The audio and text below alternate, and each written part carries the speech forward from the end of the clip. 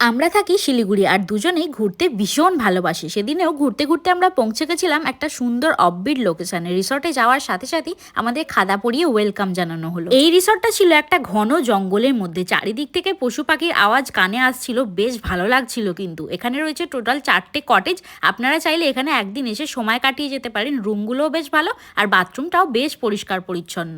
এই রিসর্টটার নাম হচ্ছে পারেন ইকো ট্যুরিজম রিসর্ট। এখানে খাওয়া দাওয়াটাও কিন্তু বেশ ব্যাপক ছিল। আমরা খাওয়া দাওয়া সেরে একটু দুজনে জঙ্গলের মধ্যে হাঁটতে বেরোলাম। চারিদিকে অসংখ্য সুন্দর সুন্দর ফুল ফুটে রয়েছিল, যেটা দেখতে বেশ ভালো লাগছিল।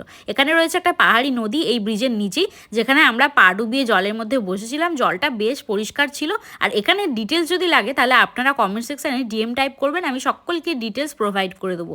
জায়গাটা কিন্তু ভীষণ সুন্দর। প্রকৃতিকে যারা ভালোবাসেন তারা এইরকম মনোরম পরিবেশে এসে একদিন সময় কাটিয়ে যেতেই পারেন। বনফায়ারের মজাও কিন্তু আপনারা এখানে নিতে পারবেন। ভিডিওটা ভালো লাগলে লাইক কমেন্ট করতে ভুলবেন না। চলুন আজকের মতো টাটা।